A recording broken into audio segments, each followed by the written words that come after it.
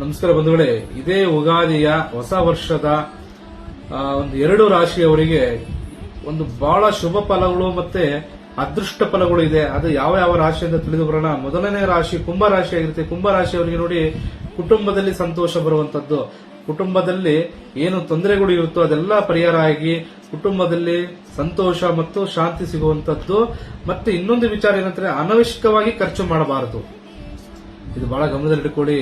ಕುಂಭರಾಶಿಯವರು ಅನವಶ್ಯಕವಾಗಿ ಖರ್ಚು ಮಾಡುವುದರಿಂದ ತೊಂದರೆಗಳಲ್ಲಿ ಉಂಟಾಗುವಂತದ್ದು, ತೊಂದರೆ ಬರುವಂತದ್ದು ಮತ್ತು ಹಣಕಾಸಿನ ಅಡಚಣೆಗಳು ಎದುರಾಗುವಂತದ್ದು ಇರುತ್ತೆ. ಮತ್ತೊಂದು ರಾಶಿ ಮೀನ ರಾಶಿ ಇರುತ್ತೆ ನೋಡಿ. ಮೀನ ರಾಶಿಯವರಿಗೆ ದೇವರ ಅನುಗ್ರಹ ಹೆಚ್ಚಿದೆ.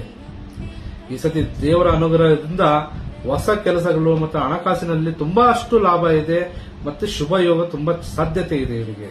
ಅಂದ್ರೆ ಶುಭ ಅಂದ್ರೆ ಅಶುಭತನ ಏನಿರುತ್ತೋ ಇಷ್ಟು ದಿವಸ ಅಶುಭದಲ್ಲಿದ್ರೋ ಅದೆಲ್ಲ ಪರಿಹಾರ ಆಗಿ ಶುಭ ಯೋಗ ಅನ್ನೋದು ಬರುವಂತದ್ದು, ಶುಭತನ ಅನ್ನೋದು ಸಿಗುವಂತದ್ದು ಮೀನರಾಶಿಯವರಿಗೆ. ಆ ದೇವರ ಅನುಗ್ರಹ ಆಶೀರ್ವಾದ ತುಂಬಾ ಚೆನ್ನಾಗಿದೆ ನೋಡಿ.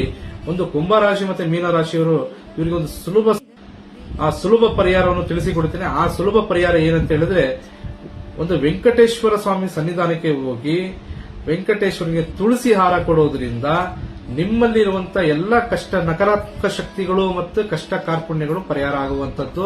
ಅದು ಕುಂಭರಾಶಿ ಮತ್ತು ಮೀನರಾಶಿಯವರಿಗೆ ಇದೊಂದು ಪರಿಹಾರ ಮಾಡಿ ಸಾಕು, ಎಲ್ಲ ಒಳ್ಳೇದಾಗುವಂತದ್ದು. ಇನ್ನು ಯಾವುದೇ ರೀತಿಯಲ್ಲಿ ಆಯ್ತು ತೊಂದರೆ ಆಯ್ತು, ಪ್ರಾಬ್ಲಮ್ ಇರೋದಿಲ್ಲ. ಇನ್ನು ಅದೃಷ್ಟದ ಯೋಗ ನಿಮಗೆ ನಿಮ್ಮ ಜೀವನದಲ್ಲಿ ತಿರುಗುವಂತದ್ದಿದೆ ಇದೇ ವರ್ಷದಲ್ಲಿ. ನಮಸ್ಕಾರ. ಏನೇ ವಿಷಯ ಇದ್ರೂ ನಮ್ಮ ಪೇಜ್ ಅನ್ನು ಲೈಕ್ ಮಾಡಿ ಮತ್ತು ಶೇರ್ ಮಾಡಿ, ನಮ್ಮನ್ನು ನೇರವಾಗಿ ಬಂದು ಭೇಟಿ ಮಾಡಿ. ನಮಸ್ಕಾರ.